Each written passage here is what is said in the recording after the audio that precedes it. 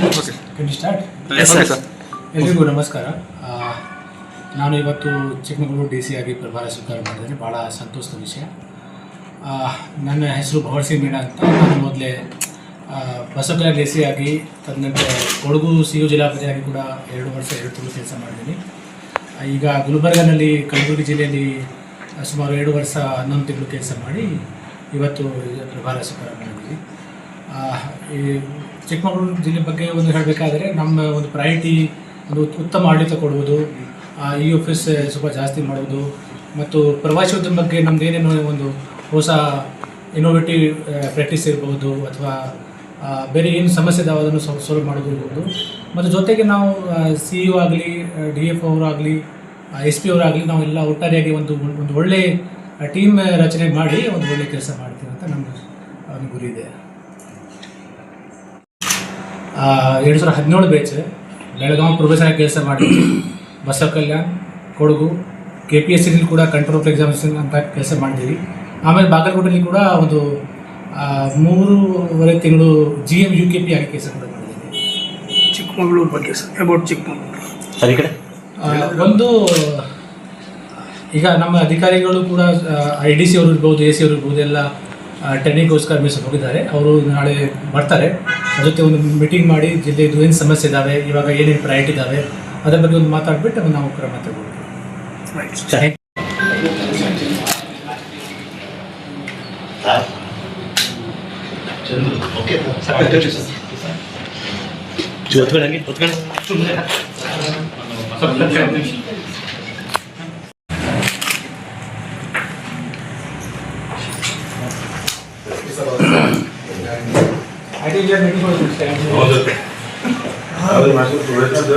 हाँ कम है क्या वहाँ पे ऐसे बढ़िया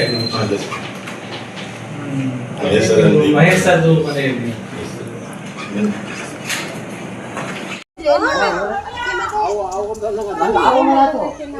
ಅದು ಚಾರ್ಜ್ ಆಗ್ತಿವಲ್ಲ ಅದು ಬಸ್ ಸ್ಟಾಂಡ್ ಹೀಟ್ ಆಗಿ ಸೈಡಿ ಹೋಗಮ್ಮ ಸೈಡಿ ಬರಮ್ಮ ನೀವು ಮಮ್ಮ ಕಂಗೋಯ್ ನಿಂತಿದ್ದಲ್ಲಿ ಲೈಟ್ ಎಲ್ಲ ಇದೆ ಸದ್ಯ ಗಾಡಿ ಕರೆಂಟ್ ಇಲ್ಲ ಸದ್ಯಕ್ಕೆ ಏ ಬೇಡ ಸುಮ್ಮನೆ ಇದು ಅದರಿಂದ ಏನು ಚೂಸಿ ಗೊತ್ತೆ ನಾವು ಕರೆಂಟ್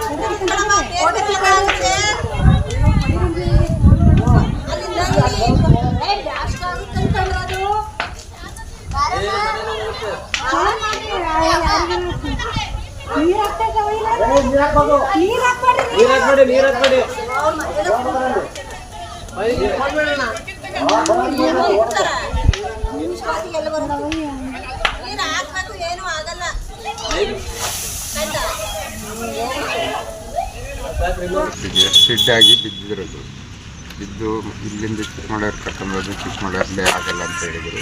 ಮಂಗಳೂರಿಗೆ ಕರ್ಕೊಂಡೋದು ಮಂಗಳೂರಲ್ಲೇ ಆಗಲ್ಲ ಅಂತ ಹೇಳಿ ಒಂದು 10-12 ಕಡೆಗೆ ಹೋಗಿದ್ದೀವಿ. ಈಗ ಆಸ್ಪತ್ರೆಗೆ ಇಲ್ಲೂ ಆಗಿಲ್ಲ.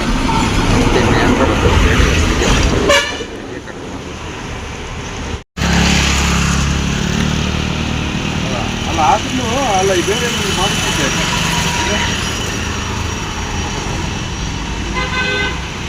ಆಯ್ತದ ಈಗ ಮಾಡ್ತೀವಿ. ಈಗ ಹಾಸನ ಈಗ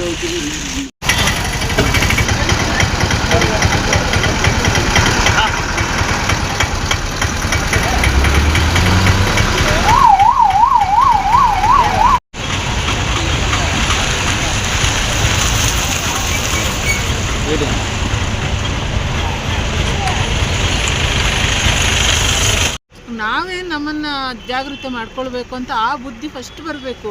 ನೋಡಿ ಇಂಥ ಪರಿಸ್ಥಿತಿಯಲ್ಲಿ ಅವ್ರು ಹೆಲ್ಮೆಟ್ ಹಾಕಿದರೆ ಮುಖದ್ದು ಕೈಕಾಲೆಲ್ಲ ಏನಾದರೂ ಆದರೆ ಮಾಡೋಕ್ಕಾಗುತ್ತೆ. ಈ ಭಾಗ ಉಳಿಯೋದು ನೋಡಿ, ಹೆಲ್ಮೆಟ್ ಹಾಕದೇ ಹೋಗಿದ್ದಾರೆ, ಇಷ್ಟೊಂದು ಬಡ್ಕೊಳ್ತಾರೆ. ನಾವು ಬುದ್ಧಿವಂತರ ಆಗಬೇಕು.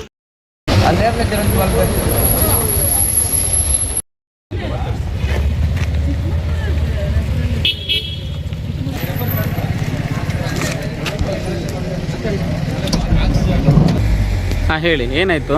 ನಿಮ್ಮ ಹೆಸರೇನು? ಕೀರ್ತಿ ಅಂತ. ಎಲ್ಲಿರೋದು ನೀವು? ಗಾಳಿಗಂಡಿ. ಹೋಗಿ ಯಾವಾಗ? ನಿನ್ನೆ ನೈಟು. ಹಾಂ, ಹಾಗಾಗಿ ಮಂಗಳೂರಿಗೆ ಕರ್ಕೊಂಡು ಹೋಗಿದ್ವಿ. ಹಾಂ, ಅಲ್ಲಿ ಬೆಡ್ ಯಾವುದಿಲ್ಲ, ಖಾಲಿ ಇಲ್ಲ. ಯಾವ ಹಾಸ್ಪಿಟ್ಲಿಗೆ ಕರ್ಕೊಂಡು ಹೋಗಿದ್ರು? ಮಂಗಳೂರಿಗೆ? ಅದು ವೆನ್ಲಾಕಿಗೆ ಕರ್ಕೊಂಡು ಹೋಗಿ. ವೆನ್ಲಾಕಿಗೆ? ಅಲ್ಲಿ ಬೆಡ್ ಯಾವುದಿಲ್ಲ ಅಂತೇಳಿ ವಾಪಸ್ ಕಳಿಸಿದ್ರು. ಹಾಂ, ಅಲ್ಲಿಂದ ಇದಕ್ಕೆ ಹೋದ್ವಿ, ಇನ್ನೊಂದು ಆಸ್ಪತ್ರೆಗೆ ಅದಕ್ಕೆ ಹೋದ್ವಿ. ಅದರಲ್ಲೂ ಇಲ್ಲ ಅಂತ ಹೇಳಿದ್ರು. ಏಜೆಗೆ ಹೋದ್ವಿ, ಅಲ್ಲೂ ಇಲ್ಲ ಅಂತ ಹೇಳಿದ್ರು ಬೆಡ್. ಚಿಕ್ಕಮಗಳೂರು ಹಾಸ್ಪಿಟ್ಲ್ ಕರ್ಕೊಂಡು ಹೋಗಿದ್ರಾ? ಚಿಕ್ಕಮಗಳೂರು ಹೋಗಿದ್ವಿ, ಅಲ್ಲಿ ಕರ್ಕೊಂಡೋಗಿ ಅಂತ ಹೇಳಿದ್ರು. ಅಲ್ಲಿಂದ ಸೀದಾ ಮತ್ತೆ ಈ ಕಡೆ ಬಂದ್ವಿ. ಆಕ್ಸಿಡೆಂಟ್ ಆದವರು ಯಾರು? ನಿಮ್ಗೆ ಏನಾಗಬೇಕು? ಅಣ್ಣ ಹೆಸರೇನು? ರವಿ ಅಂತ. ಏನು ಕೆಲಸ ಮಾಡ್ತಾರೆ? ಅವನು ಗಾರೆ ಕೆಲಸ, ತೋಟದ ಕೆಲಸ. ಎಲ್ಲಿ ಆಕ್ಸಿಡೆಂಟ್ ಆಗಿ ಬಿದ್ದಿದ್ದವರು? ಯಾವ? ಆರೇನೂರ ಹತ್ರ. ಒಂದಿನ ಪೂರ್ತಿ ಸುತ್ತಾಡಿದ್ದೀರಿ ಈ ಥರ, ಎಲ್ಲೂ ಕೂಡ ಟ್ರೀಟ್ಮೆಂಟ್ ಸಿಕ್ಕಿಲ್ಲ? ಇಲ್ಲ. ಈಗ ಪುನಃ ಆಲ್ದೂರಿಗೆ ವಾಪಸ್ ಕರ್ಕೊಂಡ್ಬಂದಿದ್ದೀರಿ? ಕರ್ಕೊಂಡ್ಬಂದಿದ್ದೀವಿ. ಸರಿ ಸರಿ. Okay okay.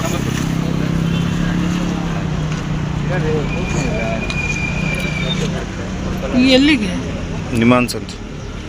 ಅದೇ ಅಲ್ಲಿ ತನಕ ಹೋಗೋ ತನಕ ಅದೊಂದು ಆಂಟಿಬಯೋಟಿಕ್ ಒಂದು ಡೋಸು ಹಾಕಿದ್ದೀವಿ, ಮತ್ತೊಂದು ನಾರ್ಮಲ್ ಸಲೈನ್ ಸ್ಟಾರ್ಟ್ ಮಾಡ್ಕೊಂಡು ಹೋಗ್ಲಿ ಅಂತೇಳಿ ಡ್ರೈವರು. ಚಿಕ್ಕಮಂಗ್ಳೂರಲ್ಲಿ ನಿನ್ನೆ ಬೆಳಗ್ಗೆ ಸುಮಾರು ಒಂದು 7:15ಗೆ ಆಕ್ಸಿಡೆಂಟ್ ಆಗಿತ್ತು ಇವ್ರದ್ದು. ಅಲ್ಲಿಂದ ಅರೇನೂರು ಸುಪ್ರೀತ್ ಅನ್ನೋರು ಆಲ್ದೂರು ಗೌರ್ಮೆಂಟ್ ಹಾಸ್ಪಿಟ್ಲಿಗೆ ತಂದು ಅಡ್ಮಿಟ್ ಮಾಡಿದರು. ಇಲ್ಲಿಂದ ಮತ್ತೆ ಚಿಕ್ಕಮಂಗ್ಳೂರಿಗೆ ನಮ್ಮದೇ ಗಾಡೀಲಿ ಚಿಕ್ಕಮಂಗ್ಳೂರಿಗೆ ಕರ್ಕೊಂಡು ಹೋದ್ವಿ. ಚಿಕ್ಕಮಂಗ್ಳೂರಲ್ಲಿ ಸುಮಾರು 9 ಗಂಟೆಯಿಂದ 12 ಗಂಟೆ ತನಕ ಟ್ರೀಟ್ಮೆಂಟ್ ಮಾಡಿದರು. ಬಟ್ ಅಲ್ಲ ಮೇಲೆ ಸರ್ಜನ್ ಬಂದು ಇಲ್ಲಿ ಆಗಲ್ಲ, ಮಂಗಳೂರಿಗೆ ಕರ್ಕೊಂಡೋಗಿ ಅಂತ ಹೇಳಿದರು. ಮಂಗಳೂರಿಗೆ ಕರ್ಕೊಂಡೋದ್ರೆ ಸ್ಟಾರ್ಟಿಂಗ್ ಹೋಗಿದ್ದು ಸಂಜೆ 7 ಗಂಟೆಗೆ ಮಂಗಳೂರು ಹೋದ್ವಿ, ವೆನ್ಲಾಕ್ ಹಾಸ್ಪಿಟ್ಲಿಗೆ ಹೋದ್ವಿ. ಅಲ್ಲಿ ಹೋದರೆ ಇಲ್ಲಿ ಸರ್ಜನ್ ಇಲ್ಲ, ICU ಬೆಡ್ ಖಾಲಿ ಇಲ್ಲ, ನೀವು ಬೇರೆ ಕಡೆ ಕರ್ಕೊಂಡೋಗಿ ಹೆಂಗೆ ಅಂತ ಹೇಳೋದು. ಅಲ್ಲಿಂದ ಮತ್ತೆ ಫಾದರ್ ಮುಲ್ಲರ್ ಹೋದ್ವಿ, ಅಲ್ಲೂ ಸಹ ICU ಬೆಡ್ ಇಲ್ಲ, ಅದು ಇದು ಅಂತ ಹೇಳಿದರು. ಅಲ್ಲಿಂದ ಮತ್ತೆ ವೆನ್ಲಾಕಿಗೆ ಬಂದ್ವಿ. ವೆನ್ಲಾಕಿಗೆ ಬಂದಮೇಲೆ ಅಲ್ಲಿಂದ ನಿಮಗೆ ನಮ್ಮ ಥ್ರೂಯಿಂದ ನಿಮಗೆ ಬೇರೆ ಹಾಸ್ಪಿಟ್ಲು ನಮ್ಮದು ಟೈಅಪ್ ಆಗಿದೆ, ಬೇರೆ ಹಾಸ್ಪಿಟ್ಲಿಗೆ ನಿಮಗೆ ರೆಫರ್ ಮಾಡಿಕೊಡ್ತೀವಿ, ಅಲ್ಲಿ ನಿಮಗೆ ಎಲ್ಲ ಟ್ರೀಟ್ಮೆಂಟು ಫ್ರೀ ಆಗುತ್ತೆ ಅಂತ ಹೇಳಿದರು. ಆಮೇಲೆ ಅಲ್ಲಿಂದ ಶ್ರೀನಿವಾಸ್ ಹಾಸ್ಪಿಟ್ಲ್ ಅಂತೇಳಿ ಮಂಗಳೂರಲ್ಲಿ ಮುಕ್ಕ ಅಂತ ಒಂದು ಗ್ರಾಮ ಇದೆ, ಅಲ್ಲಿ ಶ್ರೀನಿವಾಸ್ ಹಾಸ್ಪಿಟ್ಲ್ ಅಂತ ಇದೆ.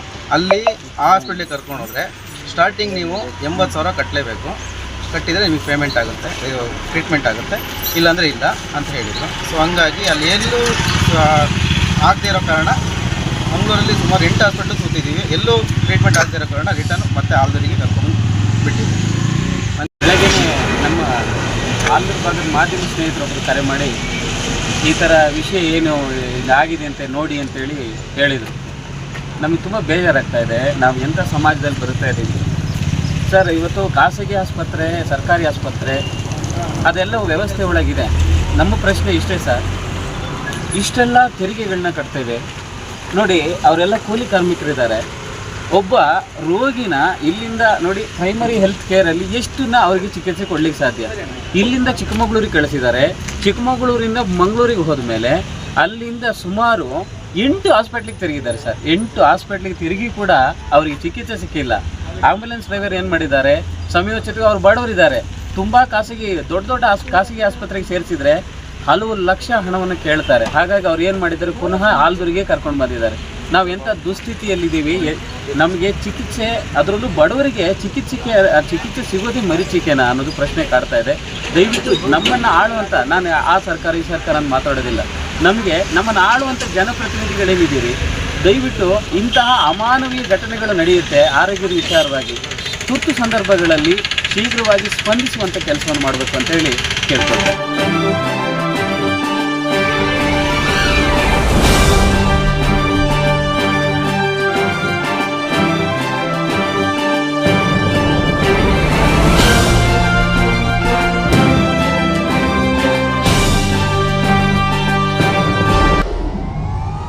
ವಿಡಿಯೋ ನೋಡಿದ್ದಕ್ಕೆ ಧನ್ಯವಾದಗಳು.